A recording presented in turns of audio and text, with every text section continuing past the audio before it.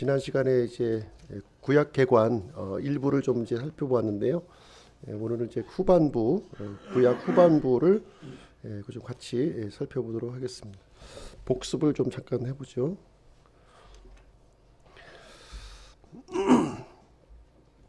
구약 성경에 이제 가장 기초가 되는 책이 모세오경입니다. 창출, 레민신 이렇게 외우시면 될 것 같고요. 이제 역사서 이제 구약은 이제 역사를 기록하고 있죠. 역사를 기록하고 있는데 이제 이 모세오경에 이어서 이제 12권의 역사서가 이제 이어지고 있는데 하나님께서 역사를 이제 기록하신 목적은 무엇이냐면 사람들의 순종과 불순종을 이제 보여주시기 위해서 이제 기록을 해 주셨습니다. 그리고 이제 그 시가서가 5권 있는데요. 시가서 5권은 믿음의 사람들이 이제 하나님을 향하여 이제 그 하는 그 고백, 믿음의 고백이 이제 되겠습니다. 그리고 이제 대언서 17권이죠. 17권은 이제 하나님께서 이제 잘못한 부분에 대해서 회개를 촉구하시고 책망하시는 내용이 이제 기록이 되어 있습니다. 구약의 이제 순서를 보시면 이 역사서는요 출애굽을 기점으로 해서 이렇게 나눠지고 있고요. 그래서 이 모세오경을 이어서 모세오경은 이제 출애굽 이전에 이제 사건들을 기록하고 있고 그다음에 여호수아부터는 출애굽 이후의 사건을 이제 또 다루고 있습니다. 그리고 이제 이스라엘 백성들이 이제 포로로 또 잡혀가죠. 포로 이전의 내용과 포로 이후의 내용으로 이렇게 구분되어서 기록이 되어 있습니다. 이제 대언서가 좀 복잡하죠. 대언서가 복잡한데 대언서는 이렇게 그 대대언서가 있고 소대언서가 있다 이렇게 말씀드렸죠. 5권의 대대언서, 12권의 소대언서로 이렇게 구성이 이제 되고 있습니다. 역시 이 대언서도 이제 포로기를 기점으로 해서 포로 전, 포로 기간 중에 기록된 대언서, 포로 이후에 기록된 대언서 이렇게 세 부분으로 나누어지고 있습니다. 그래서 포로 기간 중에 기록된 대언서가 이제 다니엘, 에스겔서가 되겠고요. 포로기 이후에 기록된 대언서가 학개, 스가랴, 말라기 이렇게 세 권의 책이 되겠습니다. 자, 오늘은 이제 그 역사서는 다 이제 지난 시간에 살펴보았고요. 오늘은 이제 시가서 부분을 함께 좀 살펴보도록 하겠습니다. 시가서는 이제 5권이죠. 5권의 책으로 구성되어 있는데 욥기, 시편, 잠언, 전도서, 아가서 이렇게 5권이 이제 되겠습니다. 욥기는 그 하나님의 주권에 대해서 이제 기록한 책이 되겠습니다. 시편은 우리의 주인 되신 하나님을 찬양하고 노래하는 내용으로 구성되어 있고요. 잠언서는 하나님을 두려워하는 것이 바로 지식과 지혜의 근본이 된다는 것을 얘기해주고 있습니다. 그리고 전도서는 하나님이 없는 인생, 하나님의 인생은 어떤 인생인가, 헛되고 헛되다 하는 것을 보여주고 있습니다. 그리고 아가서는 우리가 이제 하나님의 지혜를 가졌을 때는 우리가 하나님의 사랑을 발견하게 되는 것을 설명해주고 있습니다. 자, 그리고 욥기를 한번 보실게요. 욥기를 보시게 되면 고난을 통해 단련하시는 하나님이십니다. 욥기의 배경을 보시게 되면 아브라함 시대하고 이렇게 맞물려 있어요.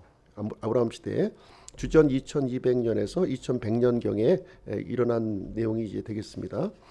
세 단락으로 이제 구성되는데요. 이제 욥에 대한 이야기예요. 이 욥기서는 욥에 대한 이야기인데 1장부터 2장까지는 욥에게 닥친 재난을 이제 설명해주고 있고요.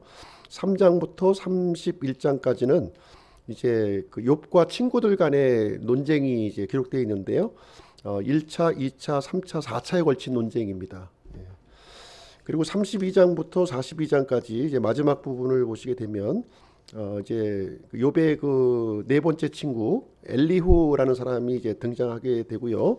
하나님께서 이제 욥의 손을 들어주게 되죠. 욥의 손을 들어주면서 이 하나님의 그 이 광대하심에 대해서 이제 설명해 주시면서 욥을 이제 구원해 주시는 이야기로 이제 마무리가 되고 있습니다.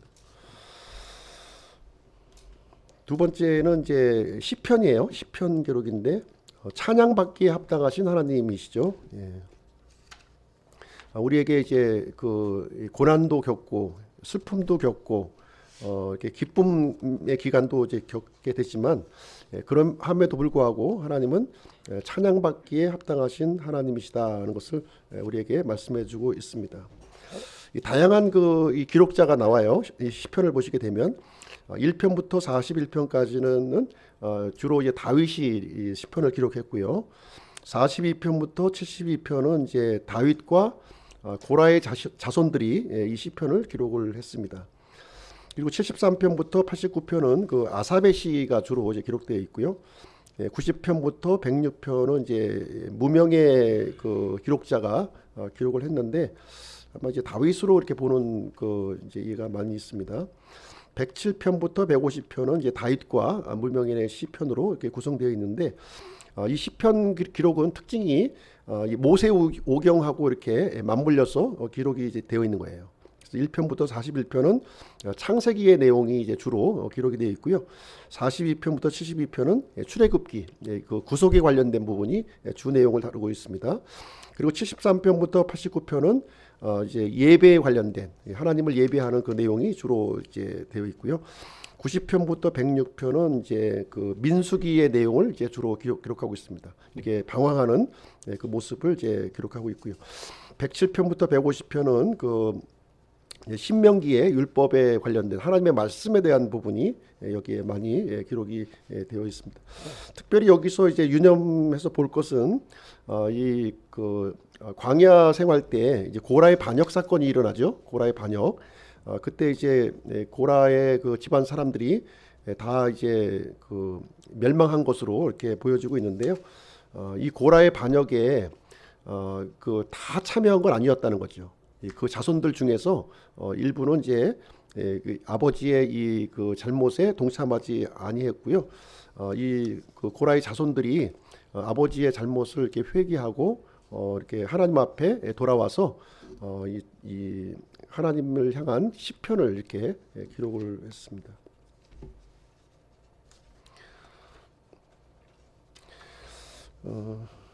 그다음에 이제 세 번째로 이제 시가서, 잠언서죠. 잠언서. 잠언서는 세상을 사는 이제 우리 살아가는 하나님의 지혜를 이제 여기서 기록해 주고 있습니다. 역시 이제 세 단락으로 이제 구분이 되는데요. 1장부터 9장까지는 이 청년에 대한 잠언, 그리고 10장부터 29장은 이제 솔로몬의 잠언이 이제 구성되어 있습니다. 그리고 마지막 30장부터 31장까지는 아굴과 루엘의 잠언으로 이렇게 마무리 되어져 있습니다. 그래서 이 세상을 살아가는 이 지혜가 어떠한 것인가 하는 것을 우리에게 가르쳐주고 있는 그런 내용이 이제 되겠습니다. 그래서 이제 1장부터 31장까지 되어 있는데요. 그래서 이제 이것은 하루에 한 장씩 읽으면 이제 잠언서를 이제 일독을 할 수 있게 되는 거죠. 28일까지 있으면 또 어떻게 되느냐 또 이제 궁금하신 분이 있는데 3장 읽으시면 됩니다. 3장. 29일까지 있으면 2장 더 읽으시면 되고요. 꼭 한 장만 읽으라는 아니고요. 한 달에 한 번씩 읽을 수 있도록 이렇게 구성이 되어져 있습니다. 네 번째 시가서 네 번째는 이제 전도서죠. 전도서. 솔로몬이 이제 기록한 것으로 이제 되어 있는데요. 솔로몬은 이제 그 20세 정도의 이제 왕이 되어서 이제 60세 40년간 이제 통치 기간을 이제 마무리했습니다. 솔로몬의 특징은 이제 그 하나님의 지혜가 있었다는 것이고요. 그리고 하나님께서 많은 그 이 재물과 영광을 이제 솔로몬에게 주었다고 하는 사실입니다. 그런데 이제 이 안타까운 일은 솔로몬이 그 하나님께서 주신 지혜, 하나님께 주신 그 영광을 어떻게 사용했느냐를 이제 우리가 생각해 보면 하나님을 위해서 쓴 것이 아니라 자신의 그 어떤 야망과 욕망을 위해서 이제 사용을 한 것이죠.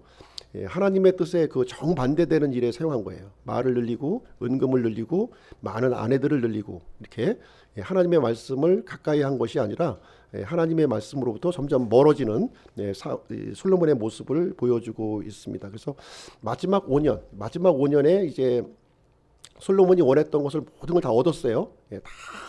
참 솔로몬만큼 이렇게 이 세상의 모든 것을 누린 사람은 없을 정도로 성경의 모든 그 소원을 이제 솔로몬이 누렸다 이렇게 얘기하고 있습니다.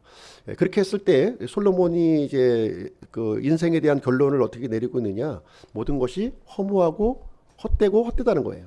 헛되다 하는 것을 느끼고 마지막 그 5년, 인생의 마지막 5년에 하나님 앞에 돌이켜서 이렇게 그 잠언과 전도서와 이 아가서를 기록하게 되었습니다. 그래서 우리가 이 하나님 앞에 돌아오는 것이 참 귀중한 거고 복되다 하는 것을 우리에게 보여주고 있습니다.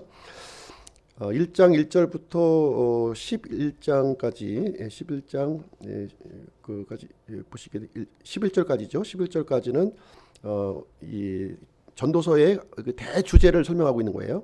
모든 것, 하늘 아래에 있는 이 모든 것이 다 헛되다는 거죠. 이 대주제를 이제 전제하고서 이야기를 이제 풀어 나가고 있는데요. 1장 12절부터 6장까지는 우리의 인생, 사람의 인생이 헛되다는 거예요. 사람의 인생이 헛되다 이렇게 해주고 있고요. 그래서 7장부터 12장까지는 이제 우리가 하나님을 두려워할 것, 그것을 이제 우리에게 가르쳐주고 있는 그런 내용이 이제 되겠습니다. 시가서의 이제 마지막 부분이죠. 마지막 부분은 마음을 다하여 그분을 사랑하라는 거예요. 사랑에 대한 주제로 여기서 이제 기록하고 있습니다. 1장부터 4장까지는 이제 결혼에 대한 이야기가 기록되어 있고요. 그리고 5장부터 8장까지는 이 성숙에 대한 부분을 이제 다루고 있습니다. 그 술람비 여인과 이제 왕하고의 그 사랑하는 내용을 우리에게 다루고 있는데요. 전반부에서는 이 왕과 술람비 여인이 이렇게 청혼해서 결혼까지 이르는 내용을 이제 다루고 있고요. 5장부터 8장까지는 이렇게 이 결혼 관계를 통해서 이런 갈등이 이제 있는 거죠. 그 갈등을 통해서 이렇게 그 사랑이 더 성숙되고 완성되어 가는 모습. 그러니까 우리 이제 그리스도인의 그 믿음 생활과 이렇게 그 같이 연결을 지어서 또 생각해 볼 수 있을 것 같습니다. 우리가 이제 구원자 예수님을 만나서 이렇게 그 믿음 생활을 시작하면서 이제 어느 정도 시간이 지나가게 되면 이제 갈등이 많이 일어나잖아요. 그렇죠? 그 갈등을 통해서 이렇게 성숙된 믿음으로 이렇게 변화되어 가는 과정을 아가서는 이제 그려주고 있는 내용이 되겠습니다. 이제 시가서에 이어서 이제 우리 이제 대언서를 한번 보겠습니다. 대언서는 이제 17권의 책으로 이제 구성되어 있어요. 5권의 대대언서와 12권의 소대언서로 이렇게 구성이 이제 되어 있는데요. 보시게 되면 이제 그 대대언서와 소대언서를 어떻게 구별하느냐 하는 것은 분량으로 구별하는 겁니다. 분량. 그래서 이제 분량이 긴 이사야, 예레미야, 에가, 그리고 다니엘, 에스겔, 이것이 이제 대대언서가 되겠고요. 나머지 이제 작은 분량의 12권의 책 이것으로 이제 구성이 되어 있습니다. 대대언서는 바벨론 포로를 기점으로 해서 이렇게 나눠지죠. 포로 전에 기록된 책이 이사야, 예레미야, 에가가 되겠고요. 그리고 포로 기간 중에 기록된 책이 다니엘과 에스겔 요서가 되겠습니다. 그리고 소대언서 12권은 이제 그 바벨론 포로 이전에 지금 이제 9권의 책이 있는 것이고요. 9권. 호세아, 요엘, 아모스, 오바디아, 요나, 미가, 나훔, 하박국, 스바냐 이렇게 이제 9권이고요. 그리고 포로 귀환 이후에 기록된 그 이 대언서가 학개, 스가랴, 말라기 이렇게 해서 이제 12권으로 이제 구성이 됩니다. 여기 이제 그 빨간 글씨로 된 대언서가 있는데요. 이것은 북이스라엘의 대언자가 되겠습니다. 북이스라엘의 대언자고요. 그다음에 나머지는 남유다의 대언자가 되겠고요. 이 대언서의 특징적인 부분을 이제 보시게 되면 이 바벨론 포로 이전에 포로로 잡혀가기 이전에 이 대언자들이 집중적으로 이렇게 하나님께서 이렇게 보내셨구나 하는 것을 우리가 알 수가 있습니다. 그래서 대언서의 초점은 이스라엘의 그 멸망 이전, 북이스라엘의 멸망과 남유다의 멸망이 있죠. 그 멸망 이전에 하나님께서 집중적으로 이제 그 회개를 촉구하는 내용이 주된 내용으로 이렇게 삼고 있는 것을 볼 수가 있습니다. 그래서 이스라엘의 멸망 장면을 보시게 되면 먼저 이제 북이스라엘이 멸망하죠. 북이스라엘이 멸망하고 어디로부터 멸망합니까?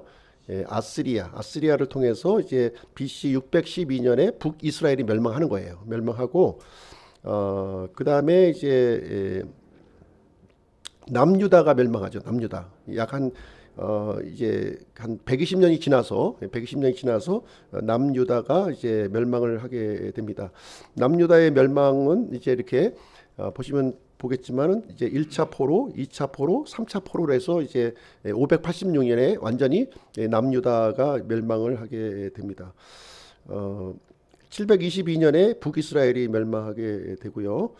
아스리아는 612년에 멸망해요. 그러니까 북이스라엘을 멸망시키고 그 다음에 아시리아는 바로 이제 멸망하죠. 바벨론에 의해서 멸망하는 거예요. 그리고 남유다는 바벨론에 의해서 멸망을 하게 되는데 바벨론은 남유다를 또 멸망시키고 바벨론이 또 멸망해요.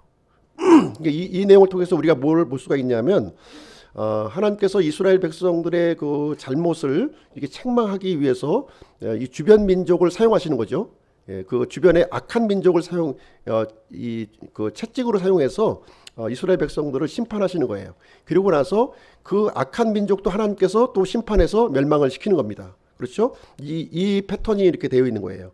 이스라엘의 그 잘못에 대해서 아시리아를 통해서 이렇게 책망하시고 또 아시리아의 이 사악함에 대해서 하나님이 또 바벨론을 통해서 심판하시고 또 바벨론을 통해서 누구를 심판해요? 남유다 왕국을 또 심판하시고 남유다 왕국을 공격했던 그 바벨론은 누가 심판합니까?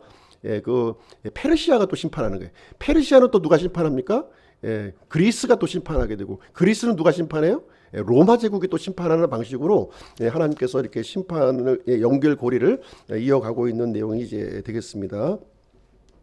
그래서 이제 그 북이스라엘의 멸망도 이렇게 아시리아에서 1차, 2차에 거쳐서 멸망하게 되고요. 나머지 이제 남유다의 그 멸망도 1차, 2차, 3차에 걸쳐서 이렇게 남유다 왕국이 멸망하는 것으로 이렇게 되어 있습니다. 그리고 그 남유다 왕국은 이제 그 포로를 70년을 하게 되죠. 70년간의 이 기간을 채우고 1차, 2차, 3차에 걸쳐서 이렇게 돌아오는 거예요. 1차는 이제 수르바벨을 중심으로 이렇게 돌아오게 되고요. 2차 귀환은 에스라를 중심으로, 3차 귀환은 느헤미야를 중심으로 해서 이렇게 돌아오는 그런 내용이 이제 기록되어 있습니다. 그러면은 이제 대대언서에서 한번 보겠습니다. 대대언서인데요. 이사야, 예레미야, 에가, 에스겔, 다니엘서가 되겠습니다. 자꾸 이제 같은 얘기가 반복되는 거니까 머릿속에 이렇게 좀 이 큰 그림을 머릿속에 좀 두시면 좋을 것 같아요. 이사야는 남유다의 이런 고난과 영광을 이제 다루고 있습니다. 예레미야는 이 바벨론 침략에 의해서 이스라엘 백성들이 멸망하고 포로로 잡혀갈 것을 기록하고 있습니다. 그리고 예레미야, 에가는 이렇게 멸망한 유다를 바라보면서 이제 예레미야 대언자가 슬픔의 노래를 이제 기록하고 있고요. 에스겔과 다니엘은 이제 포로 기간 중에 기록한 책이라고 그랬어요. 그래서 에스겔은 이제 이 바벨론 땅에 이제 포로로 잡혀가 있는데 그런 중에 자신의 그 이 조국이 멸망했다는 소식을 이제 듣게 됩니다. 그래서 그 멸망에 대한 그 유다의 범죄와 멸망 그리고 다시 이렇게 하나님께서 회복해 주실 것을 이제 기록하고 있습니다. 그리고 이 다니엘은요. 지금 이제 이스라엘이 다 멸망했죠. 멸망했음에도 불구하고 이 하나님께서는 이 세상 왕국을 지금 다스리고 있는 이 하나님의 계획의 전반적인 내용을 다니엘서가 이렇게 다루고 있습니다. 이사야서를 한번 볼게요. 이사야서는 몇 권으로 되어 있죠? 66권인데 성경의 축소판이에요. 그래서 이제 구약은 39권, 신약은 27권 이렇게 구성되어 있는데 똑같은 구조로 되어 있습니다. 1장부터 39장까지는 구약의 그 내용을 주로 이제 다루고 있고요.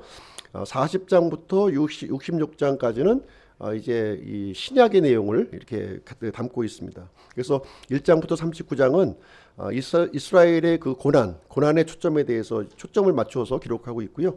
후반부 40장부터 66장까지는 이스라엘의 그 회복 그리고 영광스러운 그 날에 대해서 기록을 해주고 있습니다. 그래서 1장부터 39장은 이제 고난과 심판, 심판에 초점을 맞추어서 이제 기록이 되어 있습니다. 반면에 40장부터 66장은 주의 종을 통해서 이렇게 구원자를 하나님께서 보내주셔서 이스라엘을 회복하시고 영광스럽게 만들어 주실 것으로 이사야서는 이제 구성이 되어 있습니다. 자, 두 번째는 이제 예레미야인데요. 예레미야는 이 남유다 왕국이 이제 하나님의 심판으로 멸망할 것이지만 그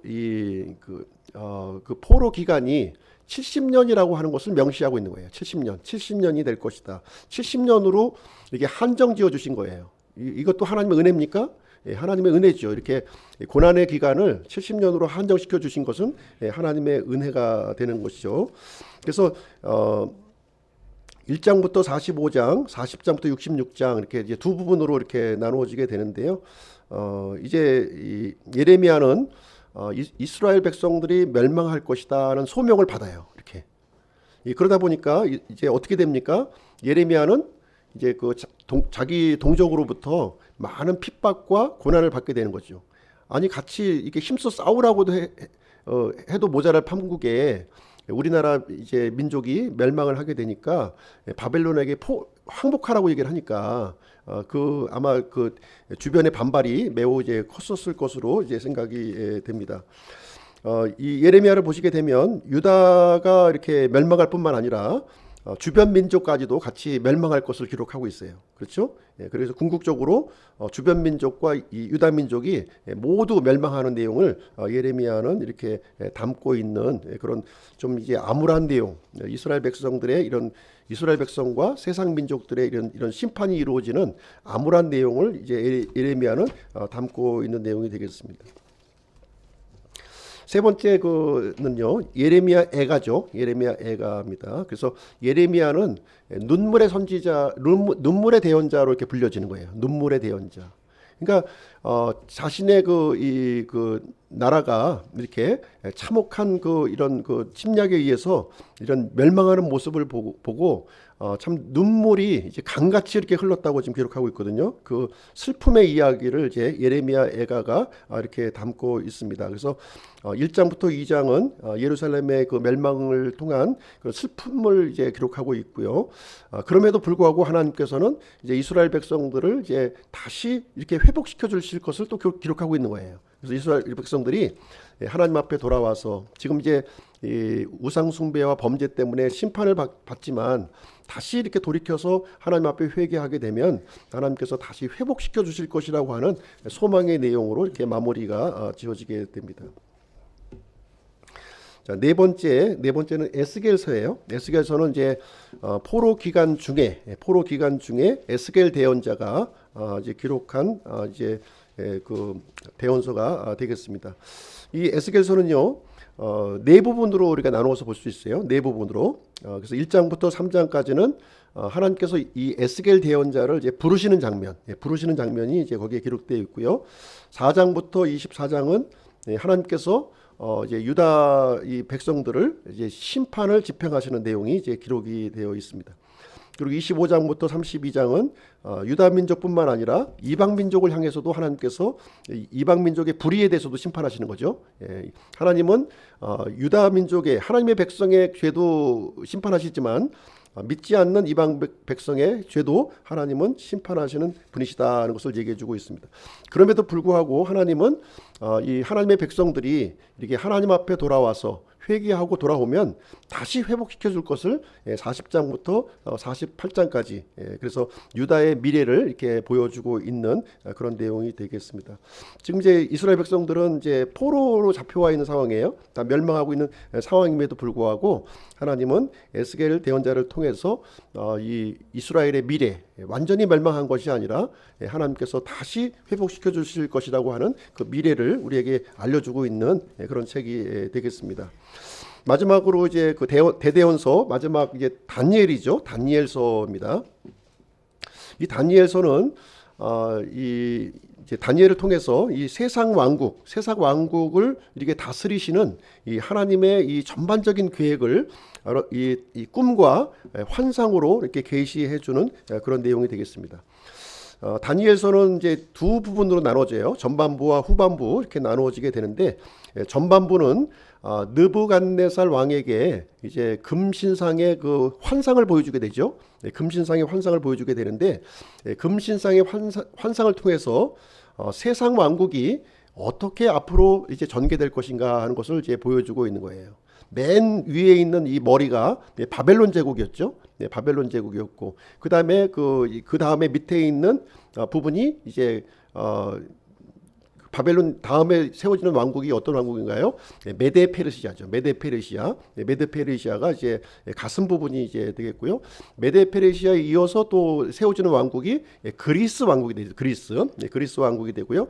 그다음에 마지막으로 세워지는 왕국이 바로 이제 그 로마 제국이 되는 거죠. 로마 제국. 그래서 로마 제국의 이 발을 그 돌로 이제 산산조각을 내버리고 이제 돌 왕국을 이제 메시아께서 이제 마지막 때에 세우신다 하는 내용으로 기록이 되어 있습니다. 후반부 8장부터 12장까지는 이제 그 세상 왕국의 이런 이 변화 흐름 속에서 이스라엘에 대해서 좀 이제 국한적으로 또 이제 이제 대한 예언이 거기에 기록이 되어 있습니다. 그래서 천사를 통해서 이제 알려주시죠. 과연 이 이스라엘 백성들은 어떻게 될 것인가 하는 것을 이제 다니엘을 통해서 여기서 구체적으로 알려주시는 내용으로 구성이 되어져 있습니다. 그래서 이제 대대원서 5권 이제 알아보았고요. 마지막으로 소대원서 12권을 한번 좀 보도록 하겠습니다. 그래서 오늘 그 살펴보는 내용은 이제 세세한 거를 이제 보는 것이 아니라 이제 큰 흐름을 보는 겁니다. 굵직굵직한 덩어리를 보는 거예요. 그래서 처음에 이제 모세오경 역사서 중에서 모세오경 5권을 보았고요. 그 다음에 이어지는 역사 12권의 그 역사서 우리를 살펴보았고요. 그리고 이제 시가서라고 하는 이제 덩어리를 또 우리가 한번 살펴보았고, 그 다음에 이제 대언서 부분을 우리가 살펴보고 있는데, 대언서 중에서도 대대언서를 우리가 살펴본 거예요. 이제 마지막 남은 것이 소대언서만 남은 거예요. 소대언서 12권만 이제 마무리 지면 구약이 끝난 거예요. 구약이 참 많은 내용 같지만 이렇게 좀 큰 덩어리로 나누면 그렇게 이제 우리가 좀 요약해서 우리가 좀 성경을 볼 수 있습니다. 자, 소대언서를 보시게 되면, 소대언서도 제가 이제 말씀드리기를 포로기 이전에 기록한 소대언서가 있고 포로기 이후에 기록된 그 대언서가 있다고 그랬어요. 이렇게 해서 9권, 3권 이렇게 구분해서 이해하시면 되겠습니다. 포로기 이전의 그 대언서가 호세아, 요엘, 아모스, 오바댜, 요나, 나훔, 미가, 하박국, 스바냐 이렇게 이해하시면 되겠습니다. 그래서 이 호세아, 요엘 요 이름들은 다 대언서를 기록한 이 기록자의 이름이에요. 이름을 따서 이렇게 기록을 했습니다. 호세아서는 북이스라엘의 범죄와 심판을 다루고 있고요. 요엘서는 메뚜기 재앙과 회개를 선포하는 내용으로 기록되어 있습니다. 아모스는요, 북이스라엘의 임박한 심판을 이렇게 선포하고 있고요. 오바댜는 에돔의 범죄와 심판을 다루고 있습니다. 그리고 요나는 아스리아에 대한 1차 경고를 기록하고 있고요. 나훔은 아스리아에 대한 2차 경고를 기록하고 있습니다. 그리고 미가서는 사회 지도층의 부정과 부패를 책망하는 내용이 되겠습니다. 하박국서는 바벨론을 통한 유다의 심판을 이제 다루고 있고요. 스바냐는 온 세상에 임할 하나님의 심판을 이제 기록하고 있습니다. 그래서 이 포로기 이전에 이제 북이스라엘에 대한 책망, 남유다 왕국의 책망, 또 주변 이런 민족들에 대한 책망, 또 사회 지도층에 대한 책망, 이런 책망이 주로 이제 되어 있는 거죠. 그래서 하나님은 무엇을 촉구하고 있는 거예요? 이스라엘 백성들에게 회개를 촉구하고 있는 거예요. 이스라엘 범죄 때문에 지금 멸망할 것이지만 다시 회개하고 돌아오면 하나님께서 이렇게 회복시켜 주겠다 하는 내용이 이제 주된 내용이 이제 되겠습니다. 자, 그럼 하나씩 좀 살펴보시죠. 호세아입니다. 호세아는 이제 북이스라엘의 그 대언자라고 말씀드렸어요. 북이스라엘의 멸망할 것을 이제 선포를 하게 되는데요. 전반부와 후반부 이렇게 나누어지게 됩니다. 그래서 1장부터 3장 4장부터 14장 이렇게 나눠지게 되는데, 하나님께서 이 호세아 대언자에게 무엇을 명령하시냐면, 이 부정한 아내 그 누구죠? 고멜, 부정한 아내 고멜하고 이렇게 결혼을 하라는 거예요. 결혼. 그 이야기가 이제 기록이 되어 있습니다. 그래서 호세아는 결혼하죠. 이제 또 결혼하면은 또 도망치고 또 도망치면 또 데려와서 다시 결혼하라는 명령을 이제 해주고 있습니다. 그래서 이 내용을 통해서 하나님과 이 북이스라엘의 관계, 이 북이스라엘 관계를 설명해주고 있는 거예요. 이 북이스라엘이 이 고멜과 같이 이렇게 남편을 버리고 이렇게 이제 음행을 한 거죠. 음행을 했지만 그럼에도 불구하고 하나님은 이 북이스라엘을 이렇게 끌어안으려고 이렇게 하는 모습을 이제 호세아의 메시지를 통해서 우리에게 가르쳐주고 있는 내용이 되겠습니다. 그래서 전반부는 호세아의 개인적인 내용을 이렇게 보여주고 있고요. 이것을 통해서 이제 민족적인 차원에서 이렇게 투사시켜주는 내용으로 호세아로서는 구성이 이제 되어져 있는 것이 되겠습니다. 두 번째는 이제 요엘서죠. 요엘서. 이 요엘서는 장차 임할 하나님의 아주 준엄한 심판에 대해서 이제 기록을 해주고 있습니다. 전반부와 후반부 이렇게 나눠지게 돼요. 전반부는 어떤 내용이냐면 이 메뚜기 떼 재앙을 하나님께서 보내주신다는 거예요. 그래서 이 남유다 백성들이 이렇게 하나님 앞에 불순종하고 우상 숭배를 하기 때문에 하나님께서 메뚜기 떼 재앙을 이렇게 보내주셔서 이게 온 지역이 가뭄의 심판이 임할 것을 여기서 기록해주고 있습니다. 그래서 후반부 내용 2장부터 3장을 보시게 되면 이제 이 남유다에게 앞으로 닥칠 미래의 심판을 이제 언급하면서 지금 이제 요엘은 무엇을 얘기해주고 있냐면요, 궁극적인 주의 날을 또 이제 기록하고 있는 거예요. 1차적으로는 남유다가 바벨론에 의해서 멸망할 것을 이제 얘기하면서 그 멸망을 가지고서 이제 무엇을 설명해주고 있냐면 장차 이제 궁극적으로 이 주님의 재림의 날 때 이루어질 아주 이 인류를 향한 심판을 설명해주고 있는 그런 내용이 이제 되겠습니다. 세 번째로는 아모스서예요. 아모스는 북이스라엘의 대언자입니다. 북이스라엘의 대언자인데요. 이 북이스라엘의 죄와 이 불법에 대해서 하나님의 심판이 임할 것을 선포하고 있습니다.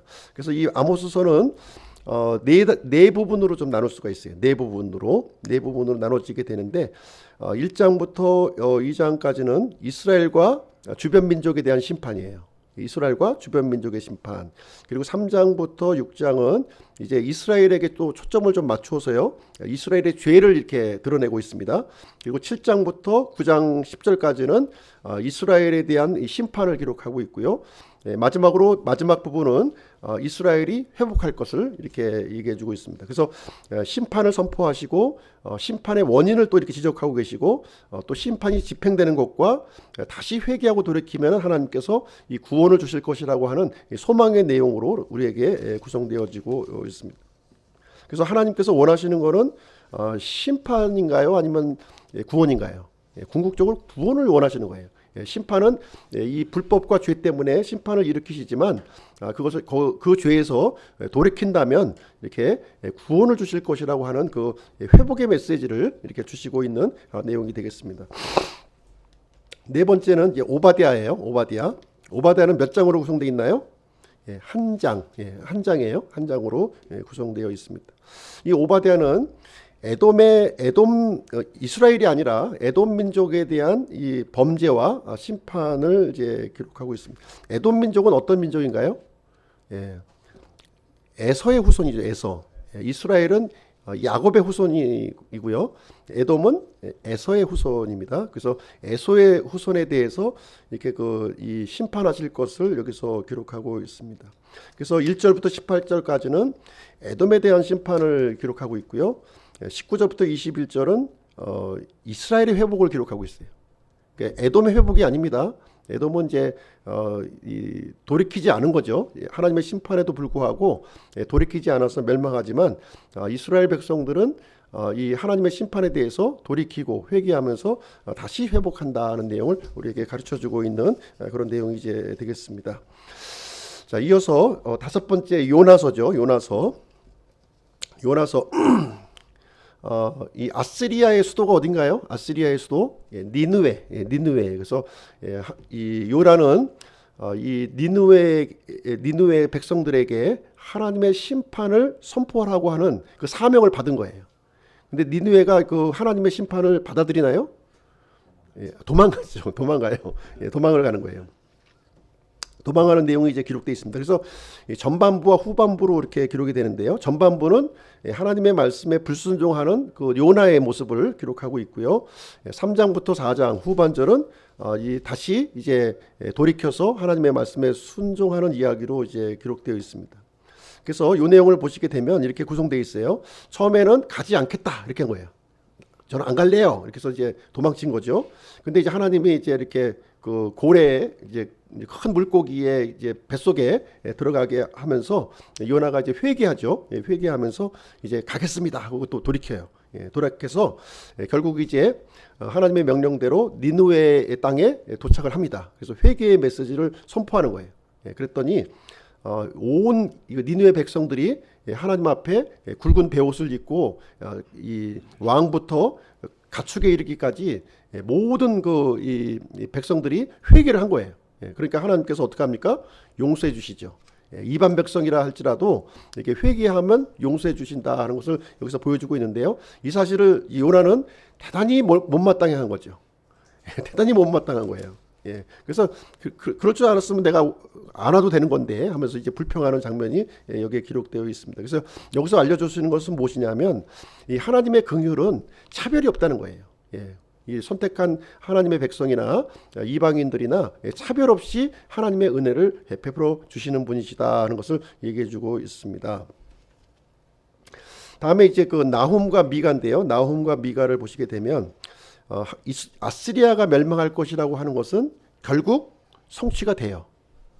요나의 메시지를 통해서는 성취가 안 됐지만 좀 시간이 흘러서 한 100년 정도 지나요. 100년 정도 지나서 이 나훔의 이런 이 말씀을 통해서 이제 아시리아가 결국 멸망하게 됩니다. 그래서 이 나훔서를 보게 되면 하나님의 경고와 이제 아시리아의 멸망으로 이렇게 구성이 되어 있습니다. 그래서 결국 이제 니느웨는 처음에 하나님 메시지를 통해서 이렇게 회개했지만 나중에는 다시 이제 그 불법으로 돌아가서 하나님의 심판을 받게 된다는 내용이 기록이 되어 있습니다. 그 다음에 일곱 번째 이제 미가서죠. 미가서는 특별히 이제 이 사회 지도층의 그 범죄에 대해서 이렇게 책망하고 있는 이 죄악상을 고발하고 있는 그런 내용이 이제 되겠습니다. 그래서 처음에 1장부터 3장은 하나님의 경고의 메시지를 전하고 있고요. 4장부터 5장은 그럼에도 불구하고 이렇게 회개한다면 회복을 시켜주겠다 하는 내용이 기록되어 있고요. 6장부터 7장은 이제 회개하는 기도 내용이 이제 기록이 되어 있습니다. 그래서 하나님께서는 이렇게 남은 자들을 이렇게 또 보존하시고 또 이제 구원해 주시는 분이시다 하는 것을 말씀해주고 있습니다. 자, 여덟 번째로 가겠습니다. 여덟 번째. 소대언서 12권 중에 여덟 번째 책입니다. 하박국이죠. 하박국.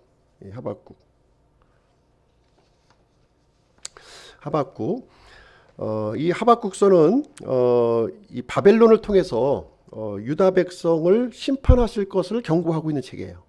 바벨론을 통해서 유다 백성을 그래서 이제 그 하박국은 의문을 갖죠. 아니 바벨론은 우리보다 더 사악한 민족인데 어떻게 사악한 민족이 덜 사악한 우리를 심판할 수 있느냐 하면서 이런 불만을 하는 장면이 이제 있어요. 그래서 이 하박국이 첫 번째 질문, 두 번째 질문이 이제 나오게 되고요. 3장에 가서 이제 하나님께서 이제 대답해 주시는 내용으로 이제 구성이 되어 있습니다. 그래서 이 하박국은 하나님의 이 전반적인 이 계획을 큰 그림을 이제 그 작은 부분을 보면서 하나님을 이해하지 못했던 것이죠. 그러나 하나님의 큰 그림을 보게 되면서 참 그 유명한 얘기를 하죠. 그 외양간에 소가 없어도 이 하나님 앞에 감사한다는 내용으로 이제 맞춰지고 있습니다. 자, 이제 그 아홉 번째 보겠는데요. 이제 포로 전에 기록한 그 소대원서 중에서 마지막 책이에요. 포로로 끌려가기 전에 마지막 책이 스바냐서가 되겠습니다. 스바냐. 이 스바냐는 온 세상을 향한 하나님의 진노의 심판을 기록하고 있는 책입니다. 온 세상을 향한 하나님의 진노의 심판. 그럼에도 불구하고 하나님께서는 이 소수의 남은 자들을 이게 구원하시겠다 하는 내용이 이제 이 스바냐서가 되겠습니다. 1장 1절부터 3장 8절까지는 하나님의 진노의 날에 대해서 이렇게 기록을 하고 있어요. 그래서 하나님께서는 유다 백성의 이 불법과 우상 숭배를 심판하시는 내용으로 이제 기록되어 있습니다. 그리고 3장 9절부터 20장까지는 이렇게 회개하고 이렇게 하나님 앞에 돌아왔을 때는 구원의 날을 주신다는 거예요.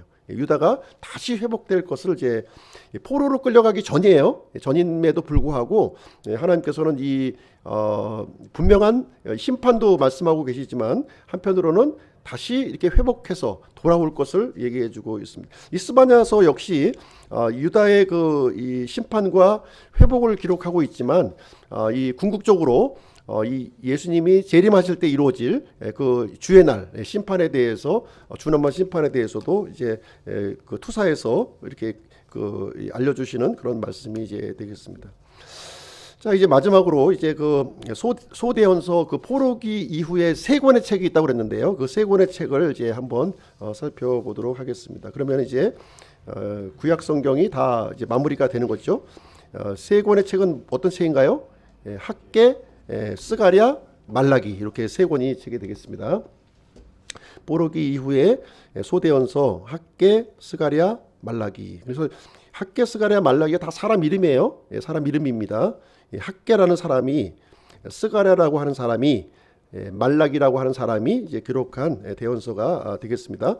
이 학개는 이제 그 이스라엘 백성들이 이제 포로로 잡혀갔다가 다시 돌아온 거예요. 다시 돌아와서 이제 그 어떤 일을 이제 얘기해주고 있냐면 이제 성전 재건의 필요성을 선포하고 있는 거예요. 이 학개라는 그 이 대언자를 통해서 성전 재건을 이제 필요성을 선포하고 있습니다. 그리고 스가랴는 역시 이제 성전 재건이 초점이에요. 성전 재건할 것을 이제 이제 얘기해주고 있는데 이 성전 재건을 통해서 이제 영광스러운 이스라엘의 미래를 보여주고 있는 그런 내용이 되겠고요. 그리고 말라기는 이제 포로로 이제 돌아온 이스라엘 백성들이 이제 아직도 정신 차리지 못하고 이렇게 그 잘못된 신앙으로 이렇게 빠져버린 거예요. 또 그러니까 거기에 대해서 하나님께서 또 책망하시고 경고하시는 내용이 이제 말라기서에 기록이 되어 있습니다. 그러면 이제 10번째 책 학개서를 한번 보겠습니다. 학개서. 학개라고 하는 사람을 통해서 이제 성전 공사가 이제 그 완성이 됐는데요. 이 수룹바벨 아시죠? 수룹바벨 성전이 이제 세워지게 된 것입니다. 1장, 2장 두 부분으로 나눠지고 있는데요. 1장에서는 성전 건축의 그 시작을 지금 이제 다루고 있어요. 무슨 얘기냐면 여기서 이 배경이 있는데요. 원래는 주전 536년에 이제 성전 건축을 시작했어요. 오자마자 시작을 했는데 중단이 된 거야, 이게.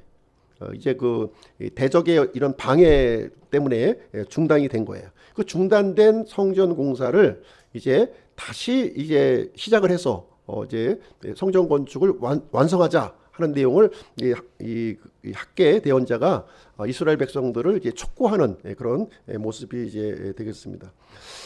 그래서 이제 2장에 가서 보시게 되면 이제 성전 건축이 완성이 되는 거죠. 완성이 이제 되는 거예요. 그래서 이 성전 건축을 통해서 하나님의 격려와 하나님의 약속을 우리에게 알려주고 있는 그런 내용이 되겠습니다. 11번째 책은요, 스가랴서예요. 스가랴. 학개와 더불어서 이제 같이 활동했던 대언자가 되겠습니다. 역시 이제 두 부분으로 나눠지고 있는데요. 1장부터 8장까지, 9장부터 14장까지 이렇게 기록하고 있습니다. 그래서 이 1장부터 8장은 이제 이 성전 재건이 이제 이제 이루어지는 그 장면을 설명해주고 있고요. 이 후반부는 성전 재건 이후의 모습을 기록을 해주고 있습니다. 그래서 현재의 모습과 그 미래의 모습을 이렇게 대조적으로 이렇게 설명을 해주고 있는 거예요. 이제 하나님께서 이스라엘 백성들에게 회개를 촉구하고 다시 이렇게 회복시켜 주실 것을 이렇게 약속하는 내용을 이제 담고 있습니다. 그래서 이스라엘 백성들이 이제 힘을 내서 성전을 이제 건축을 하게 되는 내용이 되어 있고요.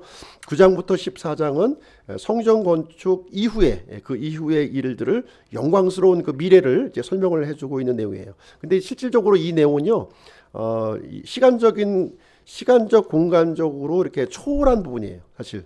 예, 그 직후에 어떤 이스라엘 영광이 주어질 것이 아니라 사실 주의 날 때 주님이 다시 오실 때 그 영광스러운 모습을 이렇게 보여주고 있는 내용이 되겠습니다. 그래서 이 스가랴 대언자라든가 여기 학개 대언자가 이제 보고 있는 것은 사실 이제 가까운 미래를 이렇게 보고 있지만 하나님께서는 그 가까운 미래를 통해서 궁극적으로 알려주시는 것은 뭐예요? 이제 먼 미래에 그 주의 날, 이 메시아가 오시고 다시 이제 교회 시대가 열려지고 그 이후에 이루어질 그 주의 날을 지금 이게 설명해주고 있는 것으로 이렇게 겹쳐지고 있는 내용이 되겠습니다. 자, 이제 마지막입니다. 마지막 12번째 그 책이 되겠습니다. 말라기인데요. 이스라엘 백성들이 이제 성전 건축이 완성이 되었고 이제 성전의 어떤 의식이 다 이제 회복이 되었습니다. 그럼에도 불구하고 이스라엘 백성들은 이 형식주의에 빠져 있는 이 종교적인 모습을 보여주고 있는 것이죠. 그래서 하나님께서 이렇게 구약 성경을 통해서 알려주시고자 하는 것은 이 눈에 보이는 이 성전을 통해서 어떤 이 의식적인 어떤 믿음을 가지려고 하나님은 원하시는 게 아니었죠. 그것보다는 이 물리적인 이 성전을 통해서 하나님께서 가르쳐 주시는 것이 있었다는 거예요. 그것이 뭡니까? 이 성전이 이제 성전의 실체를 이제 알려주시는 거였는데 이 성전의 실체가 누구예요? 예수 그리스도시죠. 앞으로 보내주실 이 구원자 예수 그리스도를 설명해주고 있었는데 이스라엘 백성들은 성전을 통해서 그 메시아를 바라보기보다는 이 성전의 어떤 그 종교적인 형식주의적인 믿음으로 빠져 있으면서 부패한 모습을 이렇게 보여주고 있는 것이죠. 그래서 하나님께서는 이러한 이 이스라엘 백성들을 이렇게 경고하는 그런 장면이 이제 기록되어 있는데요. 여기에 보시게 되면 이제 말라기에 보시게 되면 과연 우리 이스라엘 백성들이 이제 그 하나님 앞에 불평을 하는 거예요. 어떤 불평을 하냐면 하나님께서 우리를 사랑하시느냐? 아니 하나님께서 우리를 사랑하신다면 왜 이렇게 힘들고 어렵고 이렇게 이런 고난 중에 우리를 방치하느냐 하는 내용이에요. 그래서 하나님께서는 이 말라기를 통해서 알려주시는 건 뭐냐면 지금 이스라엘 백성들이 고난을 통과하면서 불평하고 있지만 그래도 여전히 하나님께서는 너희들을 사랑하고 있다. 사랑하고 있다고 하는 메시지를 이 말라기서를 통해서 보여주고 있는 거예요. 하나님은 이 사랑하고 있지만 그 하나님과 사람 사이에 이 죄라고 하는 장애물이 있으면 죄라는 장애물이 있으면 하나님은 사랑하시지만 심판하실 수밖에 없는 분이시다 하는 것을 얘기를 해주고 있는 것이죠. 그렇죠? 그 부분을 얘기해주고 있습니다. 그래서 하나님은 그 이스라엘의 어떤 이런 타락된 모습을 통해서 이 죄의 장애물이 제거될 것을 이렇게 촉구하고 있는 것이고요. 궁극적으로 하나님께서는 이 의인과 악인을 심판하시는 분이시다 하는 것을 얘기해주고 있는 거예요. 그래서 미래에는 하나님의 약속은 이 변함없이 이것이 그 굳건하게 성취를 하실 것이다 하는 하나님의 의지가 이렇게 담아 있으시면서 이제 이 메시아를 이스라엘 백성들에게 보내실 것을 최종적으로 이제 그 말씀을 해주시게 되고요. 이 말라기를 통해서 이제 하나님께서 더 이상 대언자를 보내지 않으세요. 이제 긴 침묵에 이렇게 들어가시게 됩니다. 그래서 어떻게 보면 마지막으로 보낸 이 대언자의 기록을 여기서 구약 성경을 이제 마무리를 짓고 있는 그런 내용이 되겠습니다. 그래서 오늘 이제 구약 개관 이제 2시간에 걸쳐서 우리가 좀 살펴보게 되었습니다. 그래서 구약에 대한 전반적인 내용들을 이걸 통해서 한번 우리가 머릿속에 담아 두셨으면 좋겠습니다.